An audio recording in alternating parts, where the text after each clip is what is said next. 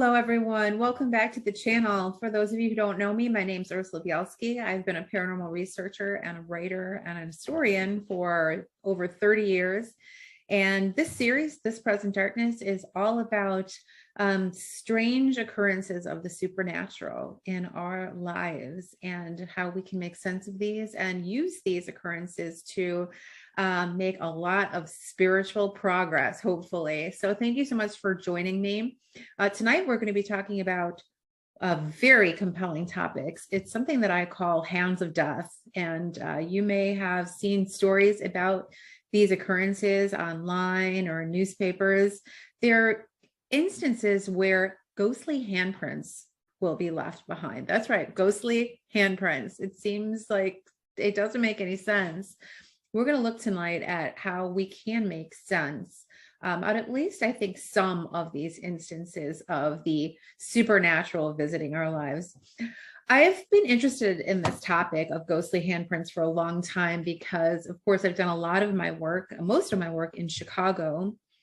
And in Chicago, we have two instances of ghostly handprints being left behind, actually burnt ghostly handprints, which is sort of like a subcategory of ghostly handprints, as you'll see.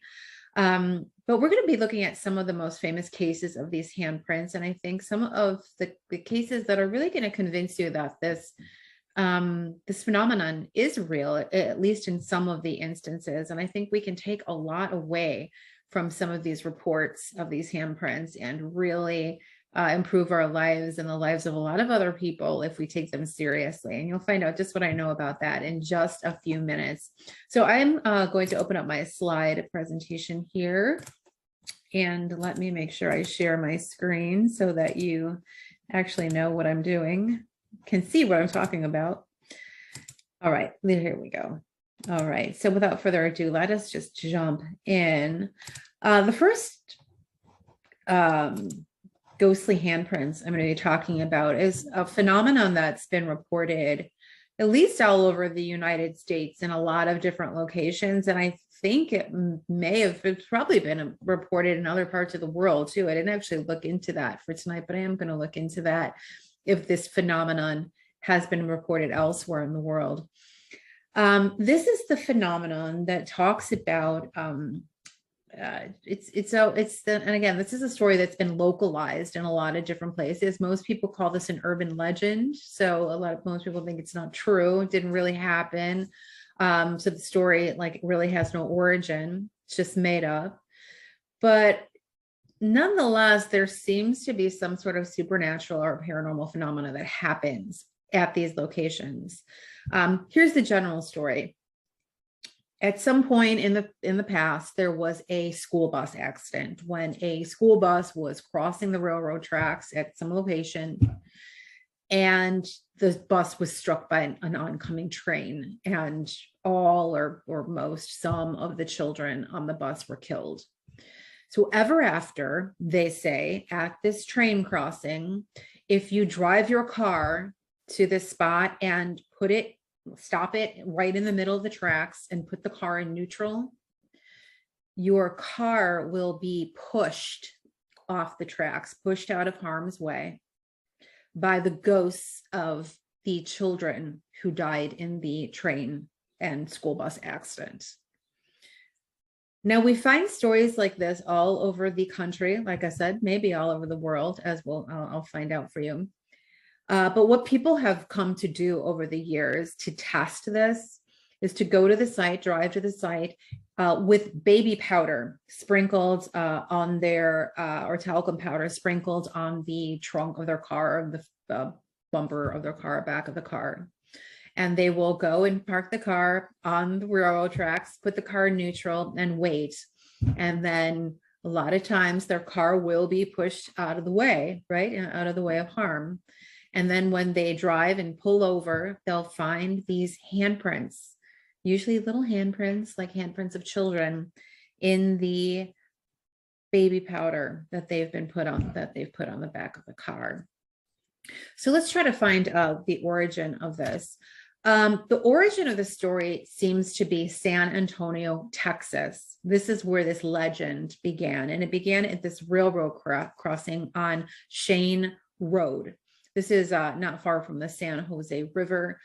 And according to this legend, it was sometime like in the 1950s or possibly earlier when this school bus accident happened at this train crossing, leading to the deaths of all of the children on board.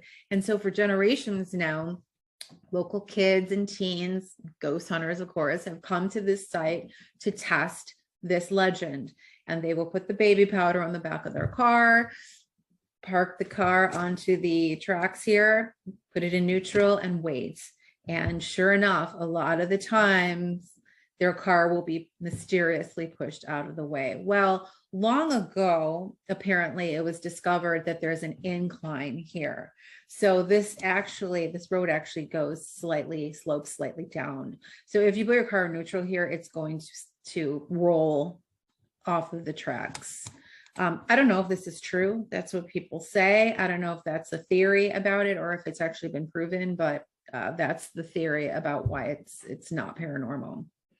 At any rate, it doesn't stop the fact that a lot of people have done this with the baby powder on their trunks and have found handprints on the back of the trunk afterwards. I'm going to come back to this one. So let's go. This is a video that I found on YouTube about what happened when this car full of gals went to this railroad crossing and tested this theory out. Now I thought this was a live link that was going to show this to you. Perhaps not.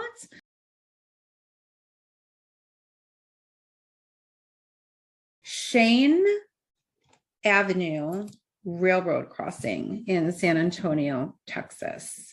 Let me get back in here and make sure I'm sharing the screen with you. Okay, great. All right, I wanted to come back to this map really quick because this is something that I heard about a long time ago and I thought it was interesting. Apparently this railroad accident never happened here. It's just a legend. I don't know what the beginnings of it were. Maybe it did happen and no one's really just found the evidence of, news story about it yet. Maybe it was misinterpreted as a bus accident that happened somewhere else, but it's interesting because the area around here, you can see this on Google Maps. San Antonio's infamous ghost tracks is on Google Maps. Here's the San Antonio River over here. And here's Shane Road. So this is where people will park their cars on the railroad tracks and try to get this to happen. Something interesting that people have suggested is that these streets near the railroad tracks, I think this is like a subdivision here, the streets all have these names: Laura Lee Way, Nancy Carroll Way, Richie Otis Way, Cindy Sue Way, Bobby Allen Way. And there's a legend that these streets were named for some of the children who died in this school bus accident, which I thought was very interesting. At any rate, so that is the, kind of the number one, kind of influential, the beginning of these legends that are now told all over the country about these ghost children at railroad tracks and the possibility that their handprints are left behind when the car is pushed out of the way. So, we've talked a lot in the past about how the devil will take opportunities, right, to give us what we want. And in that way, he draws us in to try to get more activity like this, maybe try to communicate with spirits, etc. And so this would not be uncommon at all at a location like this, where there's a legend like this and people are going to that place, especially young people are going to this place to try and experience this paranormal thing. This is, kind of the devil's MO, to provide some kind of phenomena to, to make it happen, to draw people into going to more of these places, maybe seeking out more spiritually dangerous places where tragedies have happened, murders have happened, things like this, because that's what the devil and his minions want us to do. They want us to go to these dark places. They want us to be involved in the paranormal. They want us to try to communicate with spirits. So I think this might be an example of this. I'm sure a lot of these proofs are fraudulent too, but probably some of them are legitimate and or legit, as the girl said. And I think those legitimate circumstances might be a good example of, the diabolic providing with what we're looking for, if you want to put it that way. This is one of the photographs from a news story that broke in 2017. You probably saw this all over Facebook and social media. This happened in Scotland, I believe. It's definitely from the UK. And it was a story about how a mother believed that her house was haunted because her daughter had these handprints appearing in her bedroom. I think her daughter was 8 years old at the time. And so you can see these handprints that she claimed had just appeared from out of nowhere on the wall and were very difficult to clean up. She said that it was like kind of like a sooty material, almost like if like it had been like a burn, something had been burned and made this handprint. So this is a big news story. This is another interesting story that came out a few years ago. And this was a story that had a lot of credibility because it was reported by the publisher of the Sacramento Bee newspaper. And she was a woman named Janice Durham. And Janice Durham was the name from her second marriage. Her first marriage was to a man named Max Bessler. And he had, I believe he had cancer, and he passed away in the living room of the home after a long illness. They had been married for 4 years when he was diagnosed at 56 with esophageal cancer. So he lived for just 6 months after his diagnosis. And Janice had a 14-year-old son from a previous marriage, and he was very close to Max as well. So 1 year after Max passed away, Janice claimed that she's found this handprint on the mirror. I believe this was in the bedroom. And she said it looked like Max's hand. He had these long fingers like this. It certainly wasn't her hand. It was much larger. And there was no one else in the house but her 14-year-old son whose hand did not fit this hand as either. She was convinced that this was a sign from Max that he was still alive, in the afterlife, because he had told her that he was going to try to give her some sort of a sign to show her that the afterlife was real. And so she took this as her sign. Now, this is interesting because on the 3rd anniversary of Max's death, another second handprint appeared. And that's what this one looked like. These fingertips look a little suspicious to me. Don't they look a little weird to you? Like a ghostly handprint is weird enough, but I don't know. These kind of look like claws up here to me. At any rate, she really believed that these were both signs from Max, but he was alive and well, somewhere else. And she just took it as, a good, nice, happy thing. And, that is something that we see in a lot of what we see in the reports of the paranormal today. When people encounter what they believe are spirits, especially spirits of their deceased loved ones, if they hear a voice or they have some sort of a sign, something like this, some kind of physical sign or some kind of a sound or a smell or something, most people take this as a sign that their loved one is alive and well somewhere, right on the other side. It's a sign that they're at peace, they're just saying hi, it's something nice. But this is not what you'll find in the great body of evidence for these kinds of ghostly handprints throughout the centuries. And we're going to get to that in just a moment. Because I think really most people that deal in the paranormal or have these paranormal experiences are grossly misinterpreting what they mean. Let me tell you one more story here before we get to that. This is a handprint that is found on a pillar outside of one of the buildings at Ohio State University. And this is a handprint that has been there for some years. And the legend on campus says that, I guess it's a true story. There was a student who was trapped in an elevator overnight in this building. And she was absolutely horrified. I guess she was claustrophobic. So it was an absolutely terrifying experience. And when they found her the next day and got her out of the elevator, there were handprints all over the elevator where she had pounded on the walls of the elevator and the doors of the elevator so hard their hands were literally bleeding. There were bloody handprints all over the elevator. And they say that a couple days later, or a few years later, this young girl passed away in an accident, and this handprint appeared on the pillar outside of the building where she had gone through that horrific experience some years before. So if you read about the ghost lore and legends of Ohio State University, you'll find that this handprint comes up. A lot of people think this handprint was just made with some kind of paint or stain. It's outside of the art building, I guess, so that makes sense. But definitely we needed to include it in our rundown of ghostly handprint stories, right? Now, I told you that here in Chicago, where I've done most of my research as a paranormal researcher and folklorist over these 35 years now, we have two of these kinds of stories.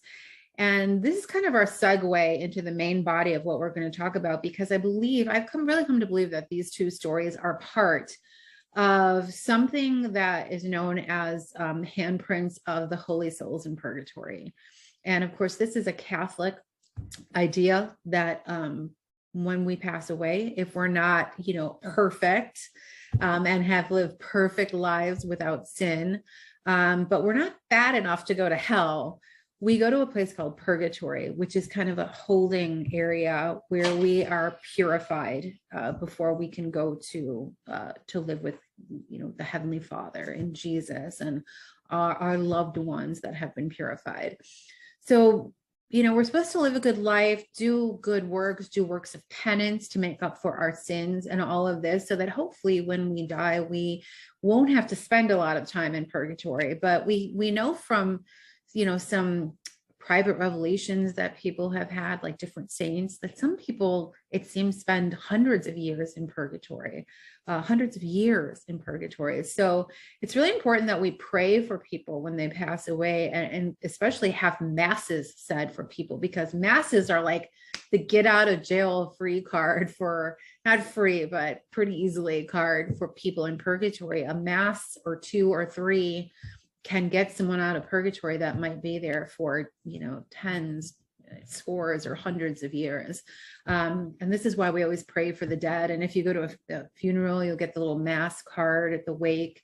If you go to a Catholic's house, especially Catholics of a certain age like me, you'll see these cards, all over the house. These cards are to remind us to pray for our loved ones who have passed away, to get them out of purgatory. So let me tell you these two stories about Chicago. The first one I'm going to talk about is the so-called hand of death of a man named Frank Levy. And Frank Levy was a firefighter on the west side of Chicago, near West Side, around 13th and Oakley, in the 1920s. And on Good Friday in 1924, I believe it was, Frank was at work at the firehouse at 13th and Oakley, and he was washing the windows of the firehouse with his buddy, and they had a bucket full of soapy water, and they were washing the big bay window of the firehouse. And all of a sudden, while they were washing the windows, Frank put down his sponge and he turned to his friend Ed McKevitt, another firefighter, and he said, "Ed, this is my last day on the fire department." But before Ed, who was shocked at the statement, could ask Frank what he meant by this, an alarm came in. And so the two men ran with the other firefighters to get dressed, put all their gear on, and get to this fire that they've been called to. And it was a fire that was blazing in this office building called Curran Hall in downtown Chicago. And it was a terrible fire, and it led to the deaths of 8 firefighters that day, including Frank Levy. So the next day, the other firefighters at the engine ladder company, were sitting around in the bay of the firehouse, trying to talking about their friends who had died, and trying to figure out what had gone wrong the day before that had led to all of their colleagues to be killed so violently in this fire. When all of a sudden, Ed McKevitt turned and pointed at the bay window, and his face was just white as a sheet. And he said, "My God, that's Frank's hand." So all the guys looked to where Ed was pointing, and they saw on the firehouse window this handprint, this black handprint. And Ed went on to tell them that when they had been washing the windows the day before, Frank had rested his soapy hand on the window when he turned to Ed and gave the prognostication of his own death, telling him, "This is my last day on the fire department." So everyone, of course, was very spooked by this, and everyone tried to wash it off. Someone got a bucket of soapy water. They tried to wash it off. It wouldn't come off. They tried to scrape it off with a razor blade. It wouldn't come off. They ended up calling the company that had made the window, actually made the glass for the window. They came. They couldn't figure out what had happened.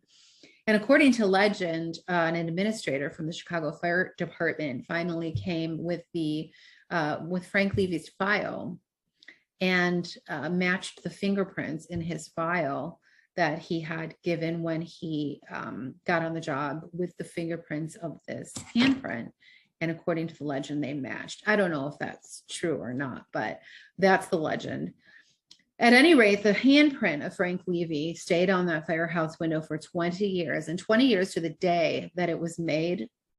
A paper boy threw the morning paper a little too forcefully and broke the window, shattering forever the handprint that was made by Frank Levy just moments before he was called to the fire that would kill him.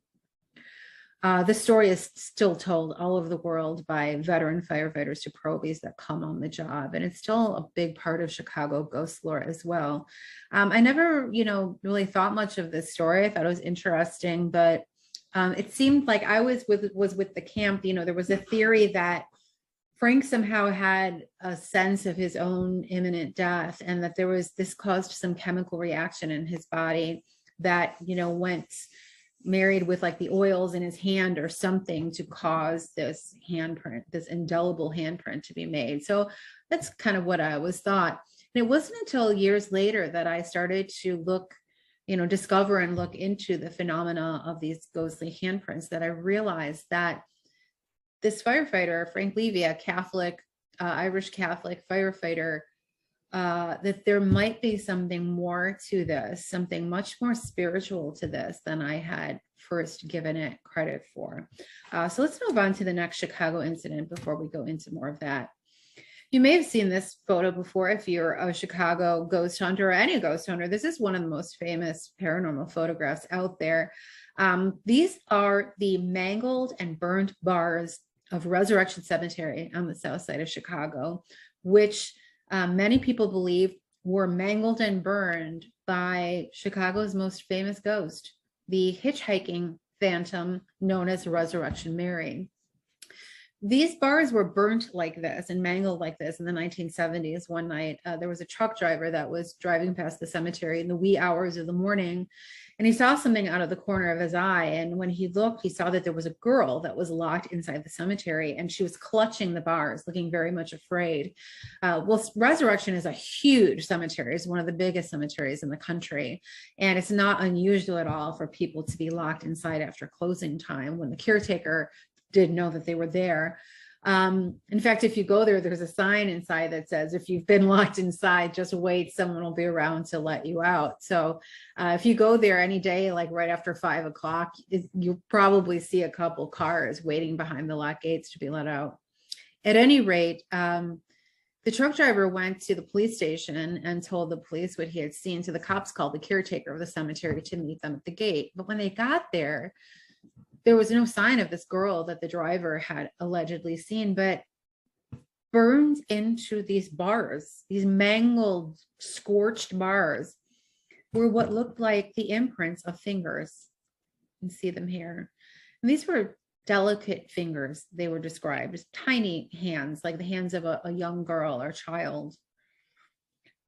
These bars were there for a long time, for weeks, until the cemetery got tired of all the curiosity seekers coming to see what they believed were bars that had been bent by Resurrection Mary, the famous ghost associated with the cemetery that has been seen all along Archer Avenue outside of the cemetery for many, many generations. So the bars were repaired and replaced, but you could still kind of feel a little bit of where those indentations were, even until a few years ago when one of the two bars was damaged bars went missing. I don't know if it was stolen or removed. And then again, just this year, the second one went missing too. So I don't know if the cemetery removed them or if they were stolen. So I don't know. Well, I guess time will tell if they're returned someday. But this was another story too. Just like Frank Levy, I always thought like, well, this is a really interesting story. It's almost like Resurrection Mary, wants us to know that she's there, end of story. The ghost wants to leave a reminder that she's here, that she's real.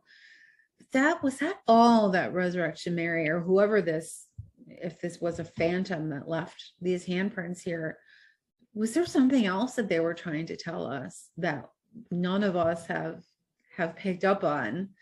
And that's where all of the main body of what we're talking about tonight comes into play, because what I want to talk about mainly is the relation I think that most or all of these handprints have to suffering souls that really need our help. And these are not souls that are trying to give us a happy message that they're okay. It's I think quite the opposite, actually. And I think that what they're trying to tell us is that they need help.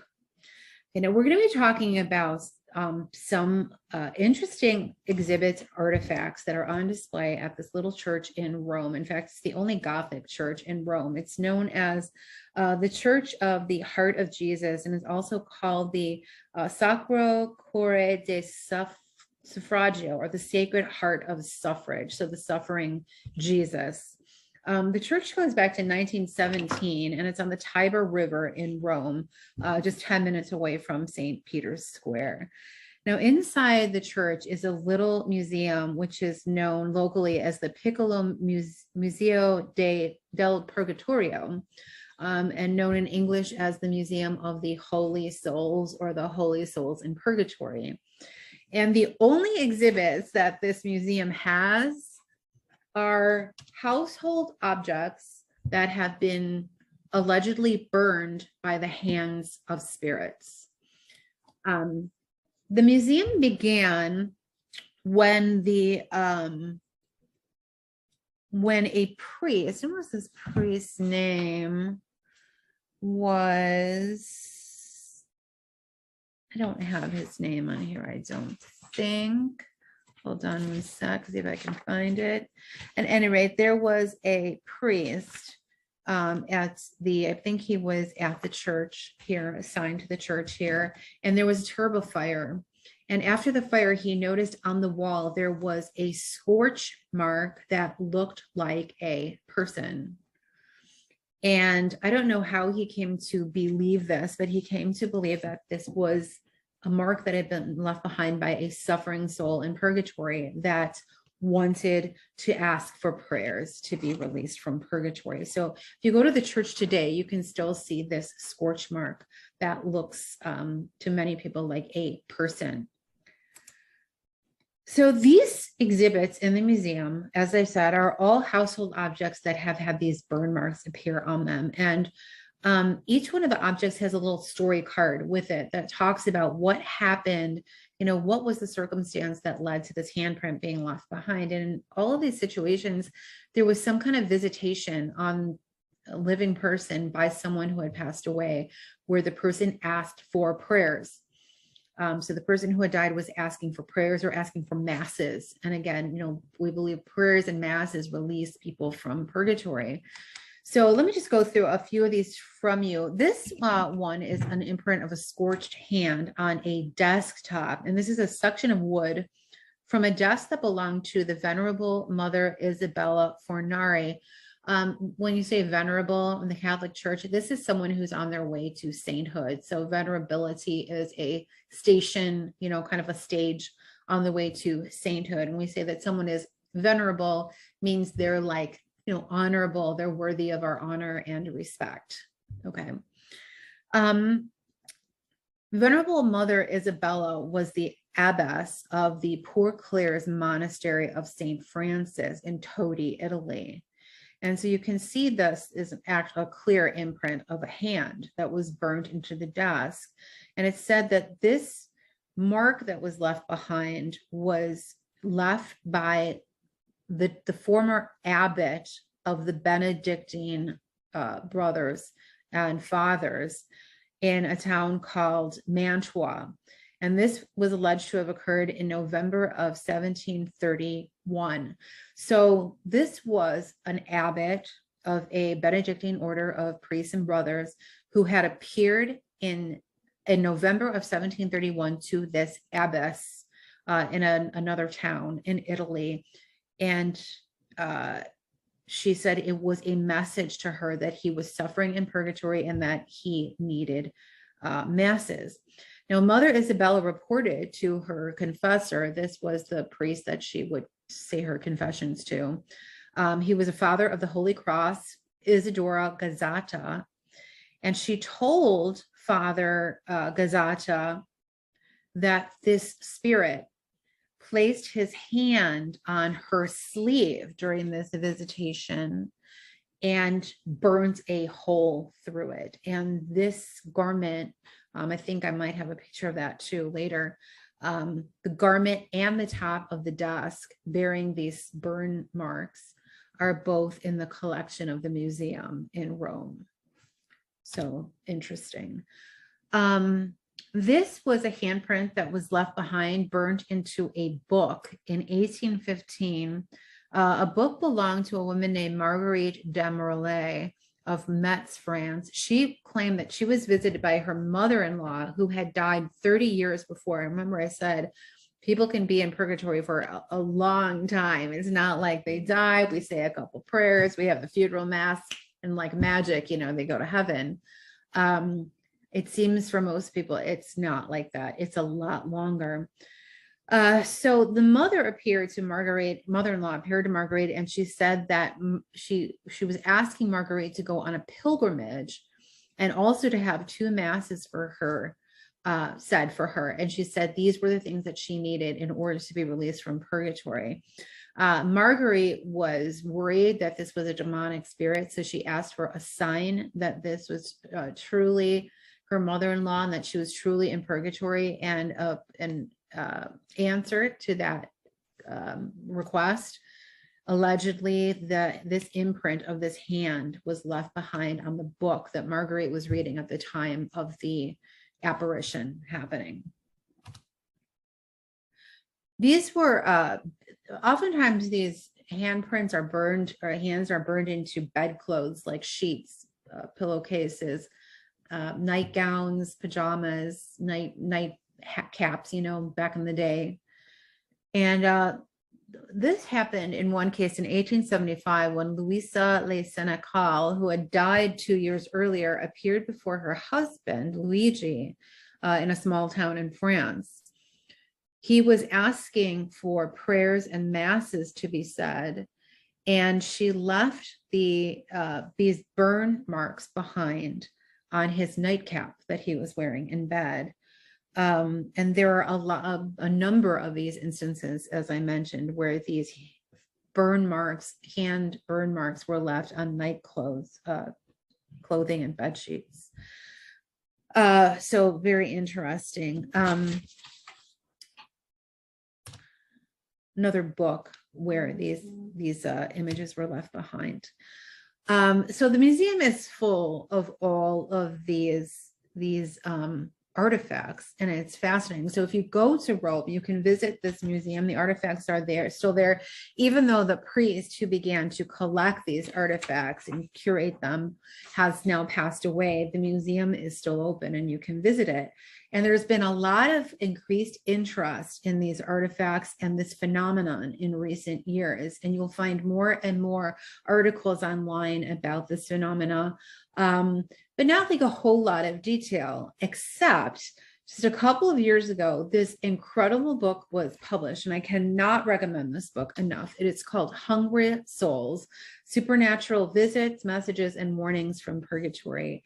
And this book is amazing. It not only talks about many, many instances of these burn mark handprints being burnt into objects by spirits and the messages the spirits brought with them asking for prayers and masses. So there are very, very many, very detailed accounts of these, including all of the artifacts in the museum. There are very detailed accounts of them. But the author, Gerard van den Aardweg, and I'll put the link to this for Amazon in the description below. He has also collected so many stories from going back hundreds and hundreds of years where spirits visited saints and priests and sisters and lay people as well, asking for prayers and masses to be released from purgatory, and very, very specific requests, like the request for the pilgrimage and things like this, for rosaries to be said, certain prayers to be said. Again, very fascinating. If you're interested in the paranormal, or if you're interested in purgatory, I cannot recommend this book enough. This is a unique and really compelling phenomenon that I think everybody interested in the paranormal and the supernatural should explore and learn about, and also pass on to other people. I spent so much time as a paranormal researcher trying to communicate with the spirits, and I got very good at electronic voice phenomenon, EVP, trying to collect the voices of the dead. And I must have collected thousands of EVPs over the years of voices asking for help, just help me, help us, help.